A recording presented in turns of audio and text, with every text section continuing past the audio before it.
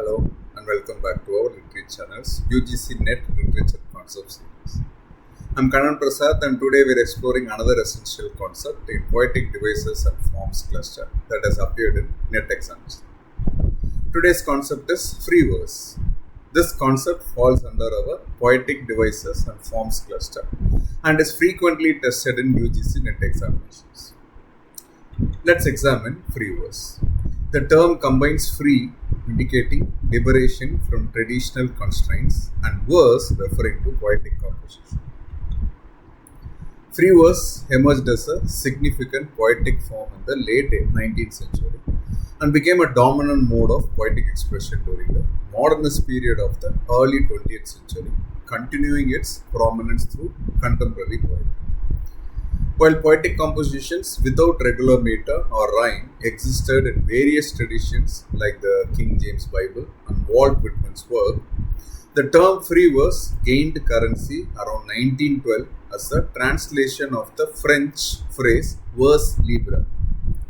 Walt Whitman's Leaves of Grass, first published in 1855, is widely considered the pioneering work of American free verse, though Walt Whitman himself never used the term. By the 20th century, poets like T.S. Eliot, Ezra Pound, and the Images had elevated free verse to prominence, with Pound declaring 1930 that poets should compose in the sequence of the musical phrase, not in sequence of a metronome. Simply put, free verse is a poetry that does not conform to regular patterns of meter or rhyme, but creates its own rhythmic effects through other means.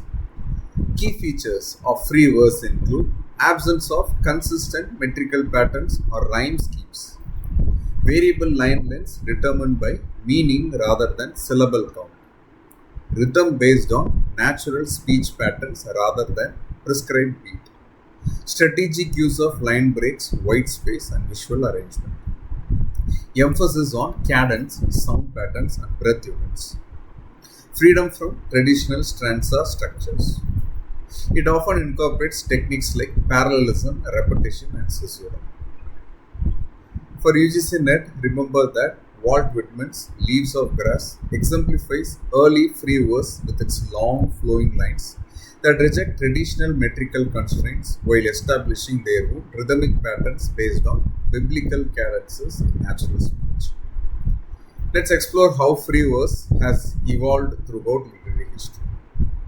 Walt Whitman's Song of Myself from Leaves of Grass established American free verse with lines like, I celebrate myself and sing myself, and what I assume, you shall assume. For every atom belonging to me, as good belongs to me. Notice how the lines vary in length but maintain rhythmic power through parallelism and repetition. T.S. Eliot's The Love Song of Alfred Prufrock exemplifies modernist free verse with its varying line lengths and rhythms. Let us go then, you and I, when the evening is spread out against the sky, like a patient etherized upon a table. Eliot famously argued that free verse wasn't actually free, but required an underlying ghost of some simple meter. William Carlos Williams developed a distinctively American free verse style based on the rhythms of everyday speech, as in The Red Wheelbarrow. So much depends upon a red wheelbarrow glazed with rain, water, beside the white chickens. Here lines breaks create emphasis and control the poem's pacing. Allen Ginsberg's Howl demonstrates how free verse can accommodate urgent political critique. I saw the best minds of my generation destroyed by madness, starving, hysterical, naked, dragging themselves through the Negro streets at dawn looking for an angry fix.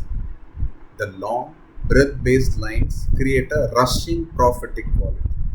Sylvia Plath's Daddy shows how free verse can incorporate sound patterns and occasional rhyme without regular meter. You do not do any more black shoe, in which I have lived like a foot for 30 years, poor and white. The sporadic rhymes intensify emotional impact with the free form. Ocean Vuong uses free verse to explore immigrant experience in Someday I Will Love Ocean Vuong. Ocean, don't be afraid. The end of the road is so far ahead. It is already behind us. His delicate line breaks create multiple readings and emotional resonances.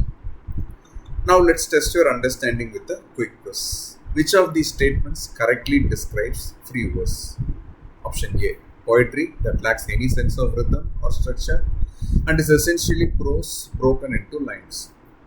Or option B. Poetry that creates its own rhythmic patterns without adhering to traditional metrical rules or rhyme schemes.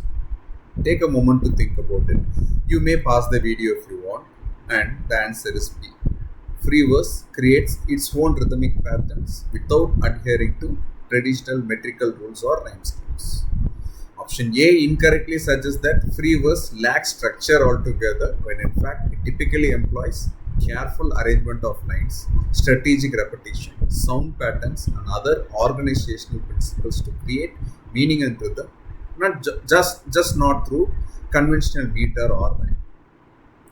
Remember, when free verse is poetry that does not follow regular patterns of meter or rhyme, but creates its own rhythmic effects, exemplified by Walt Whitman's Leaves of Grass with its flowing speech-based cadences. For a UGC NET exam, be prepared to identify free verse characteristics and distinguish it from traditional metrical forms. Questions shown in the video may or may not have been directly questioned in the UGC NET examination. Suggest and request that audience cross-verify the number of instances each term or concept appears. If there is an error, please check the description box for corrections. In our next video, we'll explore another important concept from our cluster. Thanks for watching Literate channel. Please feel free to comment below on any queries you may have about the terms of the video.